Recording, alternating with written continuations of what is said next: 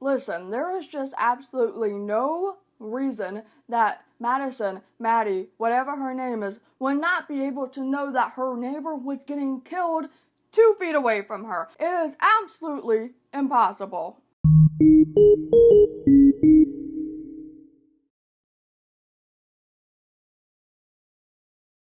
Hello and welcome back to the channel and Film Fridays. I know it's been a while, but I lost my notes for this movie called Hush. If you don't know what Hush is, it is a movie that came out on Netflix and it stars Kate Siegel. And you might know her from the show called Haunting of Hill House. And Hush is a horror movie. And to put it simply, it is about a deaf woman who lives alone, like in the middle of nowhere. She has a couple of neighbors, and she's a writer, and she moved out to the middle of nowhere for writing. This is a movie that many hearing people loved. They thought it was a great movie. They thought they really understood what it would be like to be deaf in the middle of nowhere, and, you know, what would happen if some murderer who we don't even understand why he was there in the first place and why he wanted to kill her in the first place. They just think they understand that this is what it would be like. People have recommended this movie to me to watch, and I've seen people recommend this movie to other people, especially with Bird Box coming out and whatnot, and I just want to say, overall, stop recommending this movie,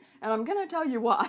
First things first, there's no real actual deaf representation, which is already a problem in itself, because what happens when you don't have an actual deaf person playing a deaf person, you get things incorrect. I understand that this is a horror movie, and horror movies are fantasy, as well as, you know, other movies out there, unless they're based on a true story, but a little something right would be really nice, and just the fact that, you know, deaf actors want jobs too, and this should have been perfect for them. One of the biggest complaints about the movie was how the ASL was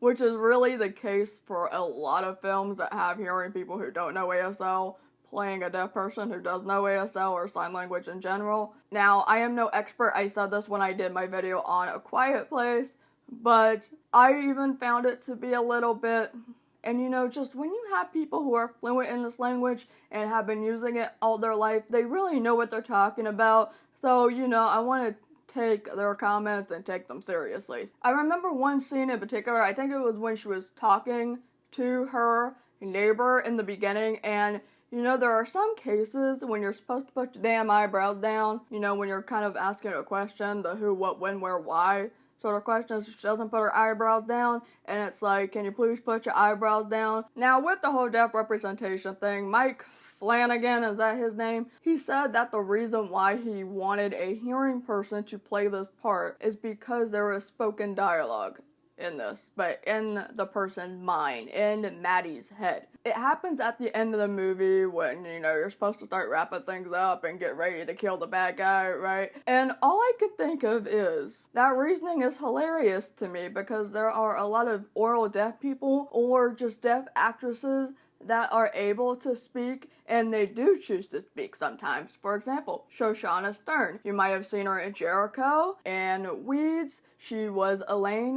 Was that her character's name? Elaine in Supernatural. All three of those were speaking parts. My friend Amanda McDonough, she grew up speaking, and she has also done a lot of speaking roles. Marlee Matlin might be too old to play the role, but she has also done speaking roles. So you would have been able to find a deaf person who could speak for this film. Or if you really wanted to, you could just take a deaf actress for the role and then have Kate do the voiceover. Easy, simple fixes. Going back to the part about the neighbor and how they were speaking in the beginning of the video, one of the things that Maddie says is, you don't have to sign. Which, if a person is learning sign language for you, if a person is learning sign language for us in order to make communication easier, we love that. I can't think of anybody who flat out says if they are trying and they really want to make things work and make things accessible for you. I don't know any of us who have actually said you don't need to do that. When I'm going to random people at the airport or something and I need something done quickly, I don't need you to sign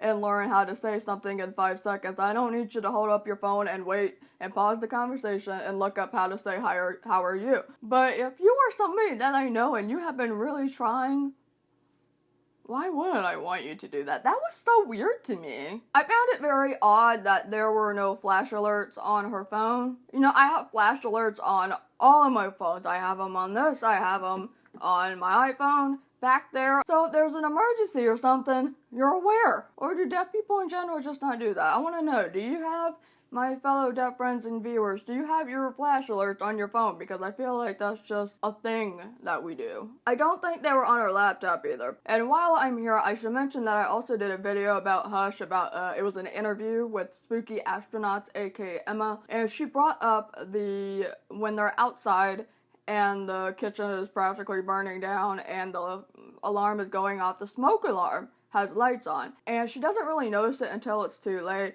And you know, I could kind of relate to that, because if they were really far away and you know, they're not in an enclosed space, they're out in the open, but the house behind them is enclosed, but you can't really see the lights flashing, especially in peripheral vision, I can get that. I'm not mad at that. SIMCOM, aka simultaneous SIMCOM, aka speaking and signing at the same time, basically trying to use two completely different languages at the same time. It doesn't work out, it's very clunky, and I also personally hate doing it, and it can be difficult to understand. And if you are able to sign well enough, which the neighbor looked like she was able to, you should be able to just not use SIMCOM. But you know, the reason why hearing people do this in their movies is purely for hearing audience. Now here's where things really tick me off. When her neighbor slams herself into the kitchen door because Maddie is cleaning the dishes and she's not even maybe 5 feet from the door, and her neighbor is banging on the door, glass door, and the woman has no damn idea that there's vibrations going on? That's just not possible. Unless Maddie were to have this weird thing where she cannot actually feel anything, this is just not possible. When you bang on something really loud, you're creating force, right? And it vibrates and it spreads. And someone who is just a few feet away from the door is going to feel that. You will feel stomping, you will feel knocking on the door. Let me tell you that when I'm upstairs right here, I can hear when something is going on downstairs, or I can feel when something is going on downstairs. When I was in a different apartment, when people would be coming in and out of the door on the other side of the apartment, even when it was just gently being shut, I could feel that. It is just mind-boggling that they make it so that Maddie has absolutely no idea that her neighbor is banging for her life on the door. Now, when Maddie had been able to save her, maybe not, but at least she would have acknowledged it and tried. That part just makes me so angry. That is by far the worst part of this entire movie. That alone is why I don't recommend this movie at all. So ASL is very visual, especially in the face, right? Your face is part of the grammar. And when Maddie is trying to tell her sister that something is really loud, I swear she has the most boring facial expression. She's just like, it's loud. And I'm like, woman, it's loud. Come on, get that in your face, ma'am. Come on, just get that in your face. Who takes way too long to call 911? This woman is playing cat and mouse with this random guy who we still don't understand why he's there in the first place, besides to kill her, but you would think maybe there's a reason. Just because it's the movie, you would think there's some backstory about this. But she's just playing cat and mouse this entire time for like 10 minutes, and she doesn't want to try to call 911. Also, when the male neighbor, the neighbor's husband, comes over and he's like, oh, well, she can't call 911. Yes, we can! First of all, there's video. Second of all, can't we text 911 now? I think we can text 911 now. But also, I would assume that this is something that works in real life, you know, watching it in the TV shows and movies, but hey, this is the movie, right? If you call 911 and leave it there, they can still ping your location, I would hope, and get you there. At the very least, you could probably shout, hi, I'm deaf, over and over, and then, I don't know, they would still figure out, hey, this is an emergency. Like, I feel like people have done this in real life before. This is something that I would do. She just takes way too long to call 911, and of course, you know what happens? The power goes out. The evil guy cuts the power, because that is And you know, when they're having that stare down and the guy goes, "Can you read my lips?" First of all, why is this always the most popular question with hearing people? But also, he barely moves his mouth anyway. No, nobody can read your lips when you're basically talking with your mouth closed. Also, it's too dark. How is anyone supposed to be able to read your lips when it's too dark? You can't see anybody. You can't lip read in the dark. You need light. And even then, 30 to 40% of the English language can only, maybe, possibly be read under the best circumstances. Great lighting, no other background noise and distractions that the person has residual hearing. Lip reading is too difficult. A lot of people can't do it. But of course, this deaf person, is a great lip reader, like an expert at it. Every single deaf person made by a hearing person is an expert at lip reading. The fact that she's too quiet in this doesn't make any sense to me. We are loud people. I like to think that we are loud people because we can't hear that we are being loud. So for example, when I think I'm whispering, I'm too loud and China can hear me. And when I think that I'm being sneaky now, I used to be really good at this, but now I'm not so sneaky anymore. And people know when I'm coming. When I think that I'm closing a door or putting things down quietly, no, I'm bad. People can hear it. We are so noisy.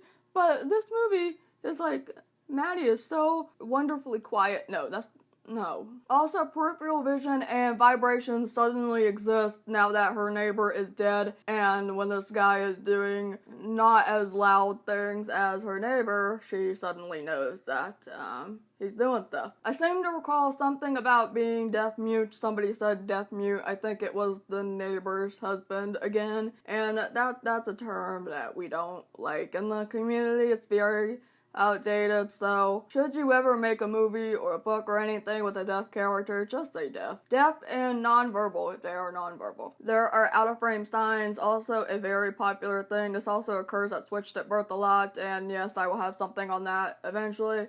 If you're gonna do a movie with sign language in it, keep the language in the frame. I think what really makes this movie bad for a lot of us in the community is the reaction from Mike and Kate. But even with the most calm, constructive criticism, these people were blocking left and right. Kate Siegel has me blocked. I think Mike might have me blocked. Yeah, you know, it's just something that keeps on happening. You know, there's job opportunities that are perfect for us, but people want to take it away, and then, you know, in the same sort of sentence, in the same breath, people wonder why we don't even try. You know, people are like, well, why don't you try an audition? You kind of have to be given the opportunity to attempt to be able to audition, because a lot of times these people just flat out don't want us to try to do anything, whether it's audition for a movie or apply for your regular mainstream job. So overall, I don't recommend this movie. If you want a deaf movie, a deaf horror movie, watch A Quiet Place. But you know what? You are welcome to your own opinion, and if you have a different one or if you have a similar one, you can leave it down below in the comments and we can talk about it. As always, I very much appreciate you watching, and if you would like to help translate this video, I have a translation link down below,